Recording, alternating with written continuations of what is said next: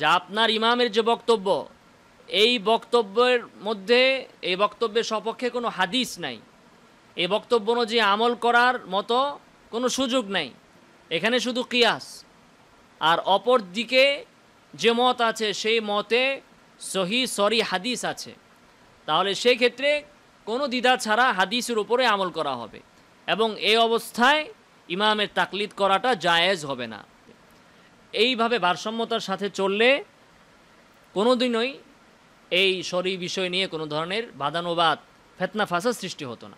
বুঝে আসছে কি বলা হচ্ছে? যে একজন আলেম যদি মনে করে যে এই ক্ষেত্রে আমার ইমামের বক্তব্য সঠিক না, সরাসরি হাদিস বিরোধী, এবং এই ক্ষেত্রে ইমামের বক্তব্য অনুযায়ী আমল করার সুযোগ আমার নাই, ভালো কথা, তুমি আমল করো তোমার যেটা সঠিক মনে হচ্ছে সে অনুযায়ী, এবং আমল করার কারণে তোমাকে যেন কেউ তিরস্কার না করে, আবার তুমিও যেন আবার যে নাকি এখানে তার ইমামের বক্তব্যকে সঠিক মনে করতেছে, তুমিও যেন তাকে আবার কি না করো, তিরস্কার না করো। তো প্রত্যেকেই যখন নাকি এভাবে ভারসাম্যতার সাথে ইতিদালের সাথে চলবে, তখন সমাজের মধ্যে কোনো ধরনের বিভ্রান্তি সৃষ্টি হবে, কোনো ধরনের ফাসাদ, যে মসজিদ নিয়ে ফাসাদ, যে এটা আহলে হাদিস মসজিদ, এটা হানাফি মসজিদ, এই যে সমাজের মধ্যে একটা ফাসাদ, এটা কিসের কারণে? দুই কারণে। একটা হচ্ছে একদল তাকলিদ না করার ক্ষেত্রে বেশি বাড়াবাড়ি করে, তাকলিদ করা যাবেই না, মাযহাব মানা যাবেই না। আবার আরেক দল তারা তাকলিদের ক্ষেত্রে জুমুদ করে, গুলু করে। এই ধরনের গুলুটা আমাদের ভারতীয় উপমহাদেশে বেশি। আরবের মধ্যে যারা তাকলিদ করেন, আরবের আলেমরাও কিন্তু তাকলিদ করেন, হাম্বলি মাযহাব মানেন, নাহলে শাফি মাযহাব মানেন, তারা তাকলিদ করলেও তাদের মধ্যে ভারসাম্যতা আছে। এ ধরনের কামড়াকামড়ি নাই যেটা নাকি আমাদের অঞ্চলের মধ্যে আছে। তো বলা হচ্ছে এই যে ইখতিলাফ, এই ধরনের ইখতিলাফ, যেটা যে ইমাম এক কথা বলছে, আপনার কাছে মনে হচ্ছে ইমামের দলিল একেবারেই বাজে, আর আরেকজন মনে করতেছে যে না ইমাম ঠিক আছে, সে অনুযায়ী আমল করতেছে, বলতেছে যে এই ইখতিলাফ হচ্ছে নযীরুল ইখতিলাফ আল্লাযী ওয়াকা বাইনাস সালাফ। এ ধরনের ইখতিলাফ সালাফদের মধ্যেও হয়েছে, সব যুগে ইখতিলাফ ছিল, সাহাবীদের যুগেও ছিল, তাবিঈদের যুগেও ছিল। ইখতিলাফ ছাড়া কোনো যুগ ছিল না, সব যুগে ইখতিলাফ ছিল, কিন্তু ভারসাম্যতার সাথে তখন মানুষ চলত। এবং এইটা হচ্ছে এ ধরনের ইখতিলাফ যে ক্ষেত্রে বলা হয়েছে ইন্না মাযহাবানা সাওয়াবুন যান্নান ইয়াহতামিলুল খাতা, যে আমাদের ধারণা হচ্ছে আমাদের মাযহাব সঠিক, তবে ভুলের সম্ভাবনাও রাখে। অমাযহাবা গায়রিনা, আর আমাদের বিপরীত অন্যদের মাযহাব খাতাউন যান্নান, আমরা মনে করি যে এটা ভুল, তবে সঠিক হওয়ারও সম্ভাবনা রাখে। এই কথার অর্থটা বুঝতে হবে। ইন্না মাযহাবানা সাওয়াবুন যান্নান ইয়াহতামিলুল খাতা ওয়া মাযহাবা গায়রিনা খাতাউন যান্নান ইয়াহতামিলুস সাওয়াব। পরীক্ষার মধ্যে যদি দেওয়া হয় এই কথার ব্যাখ্যা লিখেন, তাহলে দেখা যাবে যে আপনারা কেউই লিখতে পারবেন না। এই কথার অর্থ কি? কথার অর্থ হচ্ছে যে আমি ধারণা করি আমাদের মাযহাবটা সঠিক, তবে ভুল হওয়ারও সম্ভাবনা রাখে। মানে আমি মনে করি যে 99% আমার মাযহাব সঠিক, সেজন্যই তো আমি এই মত গ্রহণ করছি, তবে 1% সম্ভাবনা এটাও আছে যে বিপরীতটাও সঠিক হতে পারে। 100% নিশ্চিত না, 100% নিশ্চিত হলে না আমি বলতাম এর বিপরীত যেটা আছে একেবারে ব্যান করে দাও, উড়িয়ে দাও, বোমা মেরে জ্বালিয়ে দাও, শুধু আমার মতটাই রাখো। যদি আমি 100% কি হইতাম, নিশ্চিত হতাম, কিন্তু আমি তো 100% নিশ্চিত না। এজন্য আমি বলবো কি যে আমার মাযহাব এটা 99% সঠিক, কিন্তু 1% ভুল হইতেও পারে। আর 99% সঠিক এতটুকু আস্থা হওয়ার কারণেই তো আমি এই মতটা আমি বলেছি, নাহলে তো আমি এই মতটা বলতাম না। আর বিপরীতটাও সঠিক হইতে পারে, এই সম্ভাবনা, এই ঝুঁকিও কিছু না কিছু থেকেই যায়। আর অপর মাযহাব, অপর মতগুলোর ব্যাপারে আমি মনে করি যে তারা ভুলের উপর আছে। এক হচ্ছে হক আর বাতিল, আরেক হচ্ছে সঠিক আর ভুল। অপর মাযহাবগুলো বাতিল না, খাতা মানে ভুল, তবে সঠিক হওয়ারও সম্ভাবনা রাখে। তাহলে আমি মনে করি যে আমার মাযহাব সঠিক, অপর মাযহাব ভুল হওয়ার সম্ভাবনা রাখে, আর অপর মাযহাব ভুল সঠিক হওয়ারও সম্ভাবনা রাখে। তো মাযহাবে ইখতিলাফ হক আর বাতিলে না, সওয়াব আর খতার মধ্যে, সঠিক আর বেঠিকের মধ্যে। আর হাদিসের মধ্যে এসেছে যে মুজতাহিদ যদি সঠিক করে 2 নেকি, ভুল করলেও 1 নেকি। তো আবু হানিফা যদি সঠিক করে 2 নেকি পেয়েছেন, আর শাফি যদি ভুলও করে থাকে তাহলে তিনিও 1 নেকি পেয়েছেন। এখন এই যে বক্তব্যটা, এই বক্তব্যটা কে বলবে বা এটা কার বক্তব্য? একজন যে সিএনজি চালায় সে কিভাবে এই কথা বলবে যে আমার মাযহাব সঠিক, ভুল হওয়ারও সম্ভাবনা রাখে? সে কি দলিল ঘাটছে? বা একজন সাধারণ আলেম হলেই যে তার কোরআন এবং হাদিস সম্পর্কে খুব গভীর জ্ঞান থাকবে জরুরি না। কেউ আছে ফার্মেসির ডাক্তার, কেউ আছে আবার সার্জারির ডাক্তার। ডাক্তারে যেমন তফাৎ আছে, আলেমের মধ্যে তো তফাৎ আছে নাকি? তো জরুরি না যে একজন আলিম তার এরকম ভূতপত্তি সব আলেমের থাকবে। তো এই কথাটা একজন সাধারণ মানুষ সে কীভাবে বলবে যে আমার মাযহাব সঠিক, আমি মনে করি ভুল হওয়ারও সম্ভাবনা রাখে? সে সঠিক এটা কেমনে মনে করে? তো এই বক্তব্য হচ্ছে ইমামের বক্তব্য, এটা কোনো মুকাল্লিদি বক্তব্য দিবে না, কোনো সাধারণ পাবলিক বলবে না। সাধারণ পাবলিকের দৃষ্টিতে সব মাযহাব সঠিক। সাধারণ পাবলিক যেটা, সাধারণ মানুষ, একজন সিএনজি চালায়, রিক্সা চালায়, একজন ব্যবসায়ী, ইঞ্জিনিয়ার, ডাক্তার, যার কোরআন হাদিস সম্পর্কে জ্ঞান নাই, তার বিশ্বাস রাখতে হবে যে হানাফি, শাফি, হাম্বলি, মালিকি সকল মাযহাব সঠিক, সওয়াব। এখন আমি যে কোনো একটা মানব যেটা আমার কাছে সহজে আমি পাই, ওটা আমি মানবো। আমি যদি শাফি মাযহাব সহজে পাই, ওইটা মানা আমার জন্য, আমার এলাকার মধ্যে ওটা মানা সহজে, আমি সেটা মানব। কিন্তু এই বক্তব্যটা পাবলিক দিবে না। এই বক্তব্য কে দিবে? ইমাম আবু হানিফা এই বক্তব্য দিবে যে আমি যে বললাম নামাজের সময় নাভির নিচে হাত বাঁধো, হ্যাঁ আমি সকল গবেষণা করে আমি নিশ্চিত হয়েছি 99% যে আমার এই কথাই সঠিক। বা আমি যে বললাম আস্তে আমিন বলো, তো মুজতাহিদ যারা, ইমাম আবু হানিফা, ইমাম মুহাম্মদ, ইমাম আবু ইউসুফ, যে ওনারা যে বললেন আমিন আস্তে বলতে হবে নামাজে, কেন ওনারা বলেছেন? ওনারা সব গবেষণা করার পর, রাতের ঘুম হারাম করে, দুনিয়ার সব কিছু বাদ দিয়ে কোরআন হাদিস রিসার্চ করার পরে তার কাছে 99% স্পষ্ট হয়েছে, মানে পুরাপুরি স্পষ্ট হয়েছে যে এখানে আমিন আস্তে বলাটাই সুন্নাহ। এরপরে উনি বলছেন যে সব গবেষণা করার পরে, আমি নিশ্চিত হওয়ার পরেও আমি মনে করি যে আমারটা সঠিক, তবে ভুল হওয়ার ঝুঁকিও সামান্য আছে, 1% আছে, কারণ আমার কাছে তো আর ওহী আসে নাই, এটা আমার ইজতিহাদ। যেমনিভাবে শাফি সে তার ইজতিহাদ করেছে, আমি আমার ইজতিহাদ করেছি। তো আমি আমারটাকে সঠিক মনে করি দেখেই তো আমি এই মত জাহের করলাম, প্রকাশ করলাম। যদি আমার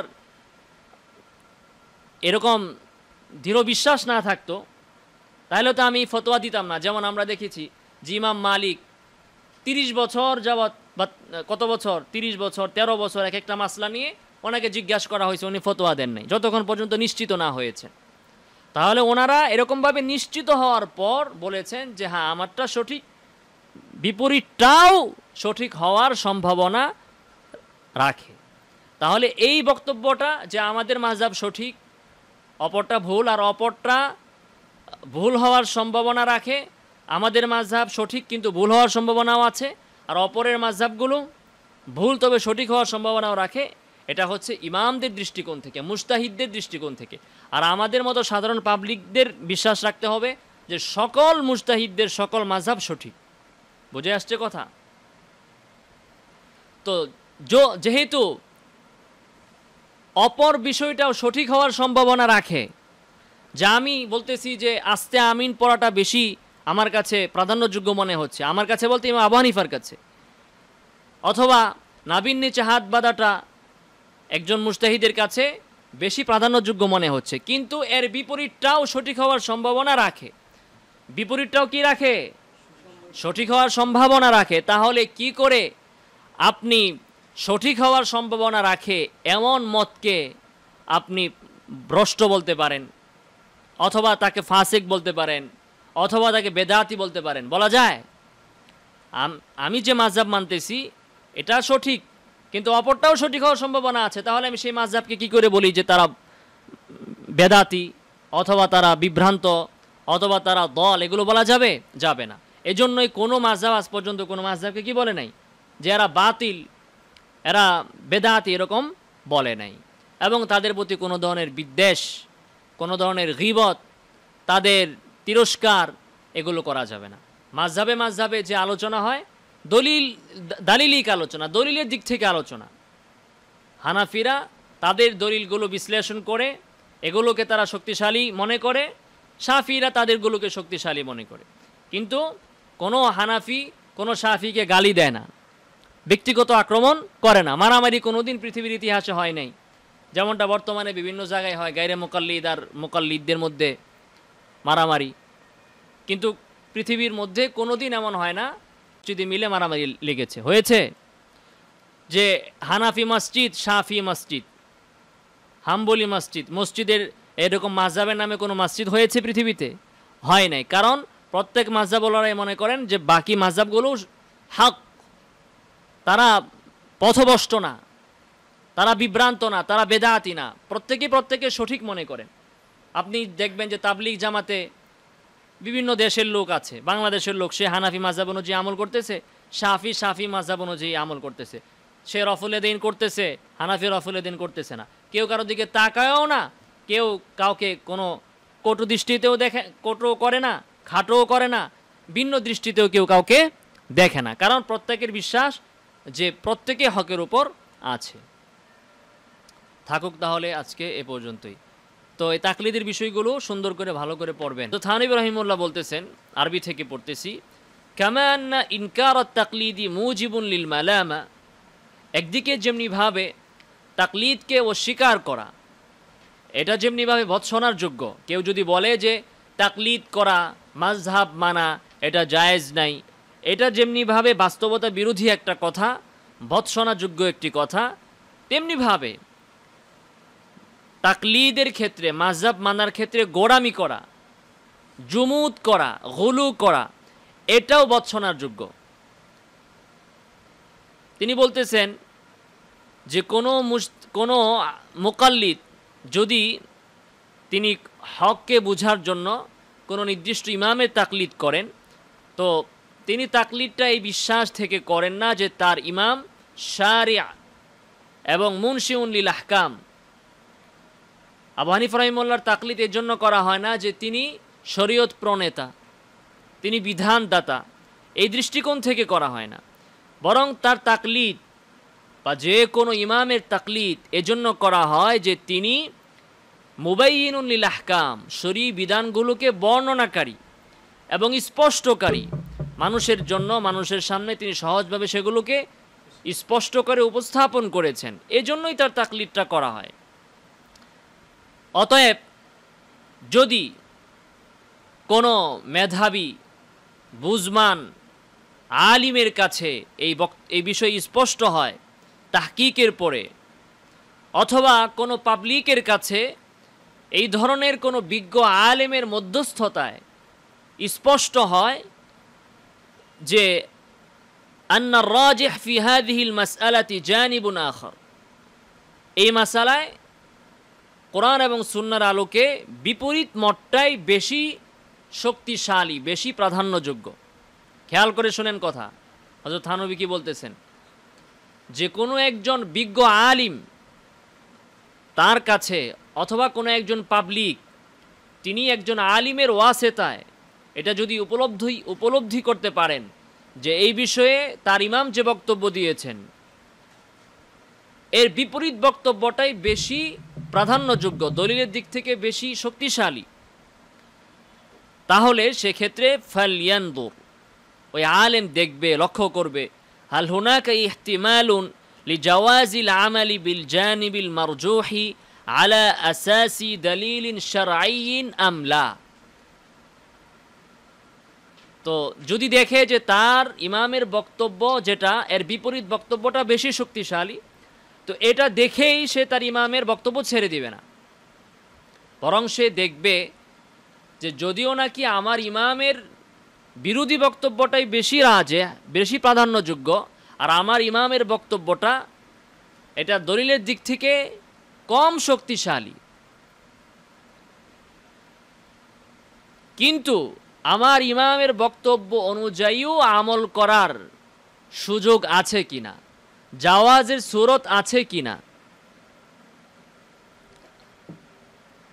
ঠিক আছে কথা? যদি এই সুযোগ থাকে যে না আমাদের বিপরীত দলিলটা শক্তিশালী, কিন্তু আমরা যে দলিল মানতেছি এটাও একেবারে অনর্থক না, একেবারে দলিলহীন না, কম শক্তিশালী হলেও এ অনুযায়ীও আমল করার সুযোগ আছে, সাহাবায়ে কেরাম আমল করেছেন, এদিকেও দলিল আছে, এবং আমি যদি এখানে আমার মাযহাবকে তরক করে অন্য মাযহাবটা মানি তাহলে ফিতনারও আশঙ্কা আছে। কি খেয়াল করবেন তিনি? দুইটা জিনিস। কখন? যখন সে দেখবে যে আমার ইমামের বক্তব্যের তুলনায় অপর ইমামের বক্তব্যটা দলিলের দিক থেকে শক্তিশালী, তখন সে দুইটা জিনিস খেয়াল করবে। একটা হচ্ছে আমার ইমামের বক্তব্য যদিও নাকি দলিলের দিক থেকে একটু দুর্বল, কিন্তু এখানে আমল করার সুযোগ আছে কিনা ইমামের বক্তব্য অনুযায়ী, এবং আমি যদি ওই ইমামের বক্তব্য অনুযায়ী আমল করি, মাযহাবকে ছেড়ে দেই, তাহলে এখানে ফিতনা হবে কিনা, মানুষের মধ্যে বিভ্রান্তির সৃষ্টি হবে কিনা, এই দুইটা বিষয় খেয়াল করবে। যদি সে দেখে যে এখানে আমার ইমামের বক্তব্য অনুযায়ী আমল করার সুযোগ আছে, যদিও নাকি দলিলের দিক থেকে এটা একটু কম শক্তিশালী, মজবুত একটু কম, কিন্তু সুযোগ আছে আমার মাযহাব অনুযায়ী আমল করার, এবং আমি যদি মাযহাব ছেড়ে দেই তাহলে মানুষের মধ্যে বিভ্রান্তির সৃষ্টি হবে, তাহলে এই ক্ষেত্রে উত্তম হচ্ছে জানেবে মারজুহ, দলিলের দিক থেকে আমার ইমামের বক্তব্য কম শক্তিশালী হলেও তার বক্তব্য অনুযায়ী আমল করাই উত্তম। এই ঘুমাচ্ছে। উত্তম হওয়ার অর্থ কি? উত্তম হওয়ার কি অর্থ? ওই মাযহাব অনুযায়ী আমল করা যাবে। আপনার কাছে যদি মনে হয় যে তাদের মাযহাব শক্তিশালী, এই ক্ষেত্রে আপনি যাবতীয় বিচার বিশ্লেষণ করার পর, তাহকিক করার পর, অনুসন্ধান করার পর, কামা হাক্কহু, অনুসন্ধান করার পর, এমন না যে আপনি শুধু বুখারী শরীফের অনুবাদ দেখেই জায়গায় জায়গায় আপনি আপনার ইমামের মাযহাব ছেড়ে দিবেন, বরং এখানে নেগেটিভ পজিটিভ, আপনার ইমামের বক্তব্য, অন্য ইমামের বক্তব্য, সবার বক্তব্যকে সামনে রেখে বিস্তারিত স্টাডি করার পর, দিরাসা করার পর যদি আপনার কাছে মনে হয় যে আপনার ইমামের বক্তব্যটা আসলে এখানে একটু কম শক্তিশালী, অন্যদের বক্তব্য শক্তিশালী, তাহলে সেক্ষেত্রেও বলা হচ্ছে আপনি হুট করে আপনার ইমামের বক্তব্য ছেড়ে দিবেন না, যদি আপনার ইমামের বক্তব্য অনুযায়ী আমল করার সুযোগ থাকে। বরং উত্তম হচ্ছে সুযোগ থাকলে নিজের মাযহাবের মধ্যেই বহাল থাকা, এটা হচ্ছে উত্তম। চাইলে আপনি অনুত্তমটাও করতে পারেন, অন্য ইমামের মাযহাব অনুযায়ী আপনি আমল করতেও পারেন। বলবেন যে এর দলিল কি? এটা একটা কঠিন কথা না, যে আমি দেখতেছি দলিলের আলোকে আমার ইমামের মাযহাবটা মারজুহ আর অন্যের বক্তব্যটা বেশি রাজে, বেশি প্রাধান্য দেওয়ার মতো, তো কেন আমি এই কম প্রাধান্য দেওয়ার মতো বক্তব্যকে মানব? কেন? এর দলিল, সুন্দর একটা দলিল এখানে এসেছে। যে হযরত আয়েশা রাদিয়াল্লাহু তাআলা আনহা থেকে বর্ণিত, তিনি বলেন যে আল্লাহ রাসূল সাল্লাল্লাহু আলাইহি ওয়াসাল্লাম বললেন, আলাম তারাই আন্না কওমাকি হিনা বানাউ আল কা'বাতা ইকতাসারু আন কওয়াইদ ইব্রাহিম। রাসূল সাল্লাল্লাহু আলাইহি ওয়াসাল্লাম মক্কা বিজয়ের পর হযরত আয়েশাকে বললেন যে দেখো তোমার কওম, তোমার কওম মানে কার কওম? আয়েশা রাদিয়াল্লাহু তাআলা আনহার কওম। তার কওম কি ছিল? আল্লাহ রাসূলের কওম কোনটা? একই কওম, কিন্তু তিনি হযরত আয়েশাকে এভাবে বলতেছেন, যেহেতু কুরাইশরা কাজটা ভালো করে নাই, এজন্য বলতেছেন যে দেখো তোমার কওম, তারা যখন কাবা নির্মাণ করলো তখন তারা ইব্রাহিম আলাইহিস সালাতু ওয়াস সালামের যে সীমানা ছিল, যে ভিত্তি ছিল, তারা সেটা থেকে হ্রাস করে ফেলেছে। পুরা সীমানার উপর হযরত ইব্রাহিম আলাইহিস সালাতু ওয়াস সালামের নির্দেশিত পূর্ণ সীমানার উপর কাবাকে বানায় নাই, একটু কম বানিয়েছে। কেন এবং কিভাবে? কথা বলে না। তারা যখন কাবা বানালো তখন তারা দেখলো যে তাদের হালাল অর্থের সংকট। তো তারা চিন্তা করলো যে না, কাবা বানানোর ক্ষেত্রে আমরা আমাদের হারাম মালকে লাগাবো না, হালাল যতটুকু আছে ততটুকুতেই আমরা সীমাবদ্ধ থাকব। ফলে তারা দেখলো যে তাদের হালাল সম্পদ দিয়ে যতটুকু বানানো যায় ততটুকুই তারা বানালো। ফলে একটু কাবাটা ছোট হয়ে গেল। কিছু অংশ কাবার বাহিরে রয়ে গেল। সেটাকে কি বলে? হাতিমে কাবা। এই হাতিমটা কাবার বাহিরে রয়ে গেল। তো এটা কুরাইশরা করলো। আল্লাহ রাসূল বলতেছেন যে দেখো, তোমার কওম এই কাজটা করেছে, কাবা ঘরটাকে ছোট করে ফেলেছে। তখন হযরত আয়েশা বললেন, ইয়া রাসূলুল্লাহ আলা তারুদ্দুহা আলা কওয়াইদ ইব্রাহিম। ইয়া রাসূলুল্লাহ, এখন তো মক্কা বিজয়ী হলো, এখন তো মক্কার কর্তৃত্ব দায়িত্ব সব আপনার হাতে, তো আপনি কি এখন আবার কাবাকে ভেঙ্গে ইব্রাহিম আলাইহিস সালাতু ওয়াস সালামের নকশায় আবার কাবাকে আপনি বানাবেন না? ওইভাবে করে ফেলেন, কাবাকে ভাঙ্গেন, ভেঙ্গে হযরত ইব্রাহিম আলাইহিস সালাতু ওয়াস সালামের মতো করেই আবার নির্মাণ করেন। ফাকাল, তখন রাসূল সাল্লাল্লাহু আলাইহি ওয়াসাল্লাম বললেন, লাউলা হাদাসানু কওমিকা বিল কুফর লা ফাআলত। তোমার কওম যদি নতুন মুসলিম না হতো, মানে মাত্র এরা মুসলমান হয়েছে মক্কার লোকেরা, এখন যদি আমি কাবাকে ভেঙ্গে ইব্রাহিম আলাইহিস সালাতু ওয়াস সালামের নকশায় নির্মাণ করি, এদের ঈমান তো এখনো মজবুত হয় নাই, নরবরে ঈমান। তো এদের কিছু আবার কি করতে পারে? ঈমান থেকে দূরে সরে যেতে পারে, যে দেখো মুহাম্মদ বাড়তে বাড়তে কতবার বাড়ছে, শেষ পর্যন্ত কাবা শরীফও ভেঙে ফেলছে। মানুষের মধ্যে একটা ফিতনা হবে, বিশৃঙ্খলা হবে, যার কারণে আল্লাহ রাসূল সাল্লাল্লাহু আলাইহি ওয়াসাল্লাম কাবাকে ভেঙে ইব্রাহিম আলাইহিস সালাতু ওয়াস সালামের নকশায় বানান নাই। তাহলে এখানে আল্লাহ রাসূল বুঝতেছেন যে ভালো হচ্ছে ইব্রাহিম আলাইহিস সালাতু ওয়াস সালামের সেই নকশাটা, ওই অনুযায়ী বানানোটাই বেটার, ওইটাই রাজেহ, ওইটাই প্রাধান্যযোগ্য। আর বর্তমান যে নকশাটা, এটা মারজুহ, এটা প্রাধান্য দেওয়ার মতো না। কিন্তু এভাবে রাখারও সুযোগ আছে, এভাবে রাখারও কি আছে? সুযোগ আছে। ফলে আমি যদি এখন বেশি ভালো করতে যাই, তো বেশি ভালো করতে গেলে যারা ইসলামের ভিতরে ঢুকেছে এরা আবার ইসলাম থেকে বের হয়ে যাবে। তো এদিক থেকে ভালো করতে গেলে এর থেকে বড় ক্ষতি বা বড় সমস্যা দেখা দিবে। যার কারণে রাসূল সাল্লাল্লাহু আলাইহি ওয়াসাল্লাম ভালোটাকে ছেড়ে দিলেন, বেশি ভালোটাকে ছেড়ে দিলেন, কম ভালোর মধ্যে রয়ে গেলেন, যে যেইভাবে আছে ছোট করে কাবা ঘরটা ওভাবেই থাকুক, যেন মানুষের মধ্যে ফিতনা দেখা না দেয়। বোঝা গেছে কথা? তো এর দ্বারা কি বোঝা গেল যে অনেক সময় যেটা নাকি কম ভালো, যদি সেটার উপর আমল করার সুযোগ থাকে তাহলে ওইটার উপর আমল করাটাই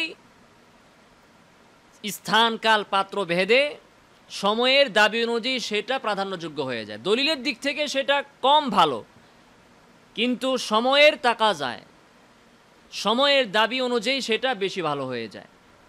বুঝে আসছে কথা? এটা এখানে বলা হয়েছে। অনুরূপভাবে আরেকটি মেসাল আসছে যে আব্দুল্লাহ ইবনে মাসউদ রাদিয়াল্লাহু তাআলা আনহু, তার মত ছিল যে সফরে নামাজকে সফর অবস্থায় নামাজকে কসর করা, 4 রাকাতকে 2 রাকাত পড়া। কিন্তু উসমান রাদিয়াল্লাহু তাআলা আনহুর মত ছিল সফরে নামাজকে তাম করা, 4 রাকাতকে 4 রাকাতেই রাখা। তো একবার সফরে আব্দুল্লাহ ইবনে মাসউদ রাদিয়াল্লাহু তাআলা আনহু 4 রাকাতকে 4 রাকাতই পড়লেন। তার কাছে এটাও জায়েজ ছিল, 4 রাকাতকে 4 রাকাত পড়াও জায়েজ ছিল, কিন্তু 2 রাকাত পড়ার সুযোগ বা 2 রাকাত পড়া উত্তম, এটা ছিল তার মত। তো 4 রাকাত পড়ার পরে মানুষ তাকে জিজ্ঞাসা করলো যে আপনি না উসমানের ভৎসনা করেন বা তার সমালোচনা করেন যে তিনি কেন সফর অবস্থায় 4 রাকাত নামাজের কথা বলেন, অথচ সফরে 2 রাকাত পড়া যায় বা পড়তে হয়। তো আপনি দেখি আবার নিজেই সফরের মধ্যে 4 রাকাত পড়লেন। তো আপনি উসমানের বিরোধিতা করেন এই মাসালাতে, আবার নিজেই এখন উসমানের মতোই তো আমল করলেন। তখন ইবনে মাসউদ বললেন, আল খিলাফু শাররুন, দেখো যে ইখতিলাফ করা, মতনৈক্য করা, এটা একটা মন্দ জিনিস। তো আমি যদি এখন সফরে 4 রাকাত পড়ি তাহলে এটা একটা খারাপ জিনিস সৃষ্টি করবে, এজন্য আমি এখানে এসেও 4 রাকাত, সফরে এসে 4 রাকাতই পড়লাম। তো যদিও নাকি ইবনে মাসউদের কাছে রাজেহ ছিল সফর অবস্থায় 2 রাকাত পড়া, আর 4 রাকাতটা জায়েজ ছিল, কিন্তু তিনি এই ক্ষেত্রে ওসমান রাদিয়াল্লাহু তাআলা আনহুর সাথে বিরোধিতা হয়ে যাবে, এজন্য তিনি যেটা নাকি কম প্রাধান্যযোগ্য সেই অনুযায়ী তিনি আমল করেছেন। এই গেল এক সূরত। কোন সূরতের ভিতরে আমরা আছি মনে আছে? যে কোনো আলিম, বিজ্ঞ আলিম, তিনি যদি দলিল আদিল্লা যাচাই বাছাই করার পর তার কাছে মনে হয় যে তার ইমামের বক্তব্যটা মারজুহ, কম শক্তিশালী, অপরের বক্তব্যটা বেশি শক্তিশালী, তাহলে সেক্ষেত্রে সে দেখবে যে তার ইমামের বক্তব্য অনুযায়ীও আমল করার জায়েজ আছে কিনা, তার ইমামের বক্তব্য অনুযায়ী আমল করলেও সেটা জায়েজ হবে কি না। যদি দেখে যে না, তার ইমামের বক্তব্য অনুযায়ীও আমল করার সুযোগ আছে, যদিও এটা অনুত্তম, তাহলে সে তার ইমামের বক্তব্য অনুযায়ী আমল করবে। আম্মা ইন কানাল জানিবুল মারজুহ লা ইয়াহতামিলুল জাওয়াজ, আর যদি এমন হয় যে যেটা নাকি মারজুহ, দলিলের দিক থেকে কম শক্তিশালী তার ইমামের মত, সেটা উপর আমল করার কোনো জাওয়াজই নাই, জায়েজ হওয়ার কোনো সুরত নাই, বরং এই অনুযায়ী আমল করলে কোনো ওয়াজিবকে ছেড়ে দিতে হয় অথবা কোনো নিষিদ্ধ বিষয় লাজেম আসে, এবং এখানে কিয়াস ছাড়া ইমামের কোনো দলিল নেই। এখানে আপনার ইমামের দলিল হচ্ছে শুধু কিয়াস, আর অন্যদের বক্তব্য দলিল অনুযায়ী আছে। তাহলে সেক্ষেত্রে যদি অন্যের অপর মত অনুযায়ী সহি হাদিস পাওয়া যায়, ফায়াজিবুল আমালু বিল হাদিস মিন গায়রি তারাদ্দুদিন, তাহলে কোনো দ্বিধা ছাড়া সেক্ষেত্রে হাদিস অনুযায়ী আমল করতে হবে। বুঝে আসছে কথা? যে আপনার ইমামের যে বক্তব্য, এই বক্তব্যের মধ্যে, এই বক্তব্যের সপক্ষে কোনো হাদিস নাই, এই বক্তব্য অনুযায়ী আমল করার মতো কোনো সুযোগ নাই, এখানে শুধু কিয়াস, আর অপর দিকে যে মত আছে সেই মতে সহি হাদিস আছে, তাহলে সেই ক্ষেত্রে কোনো দ্বিধা ছাড়া হাদিসের উপরে আমল করা হবে, এবং এই অবস্থায় ইমামের তাকলিদ করাটা জায়েজ হবে না। কেননা দ্বীনের মূল হচ্ছে কোরআন এবং সুন্নাহ, আর তাকলিদ দ্বারা কেবলমাত্র উদ্দেশ্য হচ্ছে কোরআন এবং সুন্নাহর আনুগত্যকে সহজ করা।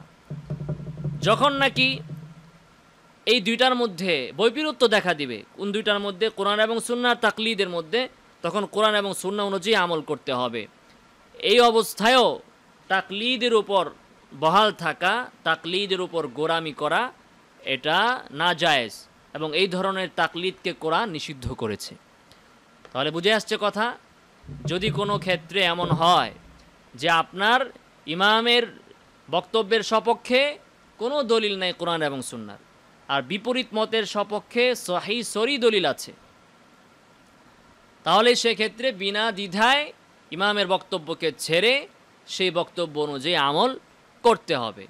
এই ক্ষেত্রেও তাকলিদ করা, এই ধরনের তাকলিদকে কোরআন ভৎসনা করেছে। যেমন সূরাতুত তাওবা এর 31 নং আয়াতে আল্লাহ তাআলা বলেন, ইত্তাখাযু আহবারহুম ওয়া রুহবানাহুম আরবাবাম মিন দুনিল্লাহ, যে এদের আহবার ইহুদিদের আলেম, তো তাদের ধর্মযাজক যারা, তাদেরকে তারা আল্লাহকে বাদ দিয়ে তাদেরকেই তারা রব হিসাবে গ্রহণ করেছে। ইহুদি নাসারারা তাদের আলেমদেরকে রব হিসাবে গ্রহণ করেছে। কিভাবে তারা রব হিসাবে গ্রহণ করেছে? ক্বালা ইন্নাহুম লাম ইয়াকুনু ইয়াবুদুনাহুম, যে তারা তাদের উপাসনা করতো না, ইহুদিরা ইহুদি আলেমদের উপাসনা করতো না। তাহলে কিভাবে রব বানিয়েছে? এভাবে যে যখন তারা কোনো জিনিসকে হালাল বলতো তারা সেটাকে হালাল মনে করত, যখন তারা কোনো জিনিসকে হারাম বলতো সেটাকে তারা হারাম মনে করত। তো হালাল হারাম করার অধিকার কার? আল্লাহ সুবহানাহু ওয়া তাআলা। কিন্তু তারা সেই অধিকারটা তাদের ধর্মযাজকদেরকে দিয়ে দিয়েছিল, ফলে তারা এখানে তাদেরকে রব হিসাবে গ্রহণ করলো। সালাফ এবং মুহাক্কিকিনরা তাদের আমলও এমনই ছিল, যখনই তাদের কাছে মনে হতো যে বিপরীত বক্তব্যটা কোরআন এবং সুন্নাহ বিরোধী, তখন সঙ্গে সঙ্গে তারা সেই বক্তব্যকে ছেড়ে দিতেন। যেমন নাকি ইবনে ওমর থেকে এসেছে, ইবনে ওমরকে জিজ্ঞাসা করা হলো যে কুনফুদ খাওয়া এটা কি জায়েজ না না জায়েজ? কুনফুজ কি? কুনফুদ হচ্ছে সাজারু। সজারু আছে না? সজারু একটা প্রাণী, চিনে না? না চিনলে চিড়িয়াখানায় যাবেন, তাহলে দেখে আসবেন। তো ওনাকে বলা হলো এটা খাওয়া কেমন? তো তিনি কোরআনের আয়াত তিলাওয়াত করলেন, যে আয়াত দ্বারা বোঝা যায় যে এটা খাওয়া না জায়েজ না। ওই আয়াতের মধ্যে কি আছে? কুল লা আজিদু ফিমা উহিয়া ইলাইয়া মুহাররামান আলা তাইমিন ইয়াতআমু। যে এই আয়াতের মধ্যে নির্দিষ্ট কয়েকটা হারাম এর কথা আছে। তো আল্লাহ তাআলা বলতেছেন যে তুমি বলো যে আমি এই কয়েকটা জিনিস ছাড়া আর কোনো জিনিসকে হারাম হিসাবে পাই না। আর ওই তালিকার মধ্যে সজারুর নাম নাই, কুনফুজ নাই। অতএব ইবনে ওমর বুঝাইলেন যে কুনফুজ খাওয়া জায়েজ, কারণ কোরআনের এই আয়াতের মধ্যে তো কুনফুজের নাম নাই। তখন ওনার কাছে থাকা এক বৃদ্ধ বলল, আমি আবু হুরায়রাকে বলতে শুনেছি যে ওনার আল্লাহ রাসূল সাল্লাল্লাহু আলাইহি সাল্লামের নিকট সজারুর আলোচনা করা হলো, তখন তিনি বললেন খাবিসাতুম মিনাল খাবাইস। কুনফুজ এটা একটা নিকৃষ্ট প্রাণী, এটা একটা খবিস প্রাণী। তখন ইবনে ওমর বললেন যে আল্লাহ রাসূল সাল্লাল্লাহু আলাইহি সাল্লাম যদি এটা বলে থাকেন ফাহুয়া কামা ক্বাল, তাহলে তিনি যেটা বলেছেন সেটাই। আল্লাহ রাসূল যদি বলে থাকেন এটা খবিস, তাহলে এটা হারাম। আর আমার এই হাদিস সম্পর্কে জানা নাই। ওলামায়ে কেরাম হানাফি আলেমরাও সবসময় এই নীতি অনুসরণ করেছেন, কারণ তারা অনেক ক্ষেত্রে তাদের মাযহাবের ইমামদের বক্তব্যকে তরক করেছেন, ছেড়ে দিয়েছেন, যখন তাদের কাছে স্পষ্ট হয়েছে যে এক্ষেত্রে ইমামদের বক্তব্য দুর্বল, তাদের দলিল দুর্বল। তো এই গেল একটা দিক। পাশাপাশি এই জিনিসটাও খেয়াল রাখতে হবে, যখন নাকি আপনি সেই মাসআলায় তাকলিদ ছেড়ে দিবেন, যে আপনার কাছে মনে হচ্ছে যে আপনার ইমামের বক্তব্যটা এখানে দলিলের দিক থেকে একেবারেই টিকে না, কোনো দলিল নাই, কিয়াস, এবং আপনার ইমামের বক্তব্য মানলে আপনাকে কোনো ওয়াজিব ছেড়ে দেওয়া লাগতেছে অথবা কোনো নিষিদ্ধ বিষয় করা লাগছে, আর আপনার ইমামের বিপরীত যে বক্তব্য সেখানে সহি হাদিস আছে, সেক্ষেত্রে আপনি তো আপনার ইমামের তাকলিদ ছাড়বেন, কিন্তু এখানেও খেয়াল রাখতে হবে যে ইমামের শানে মন্দ কিছু না বলা, বেয়াদবিমূলক কিছু না বলা, যে তিনি সহি হাদিস ছেড়ে দিয়েছেন, তিনি সহি হাদিসকে ছেড়ে দিয়েছেন, বর্জন করেছেন, হ্যাঁ, এ ধরনের বক্তব্য তার শানে বলা যাবে না। কেন? কোনো ইমাম কি পারতে সহি হাদিস ছেড়েছেন? জানাশোনা থাকা সত্ত্বেও সহি হাদিস ছেড়েছেন? না।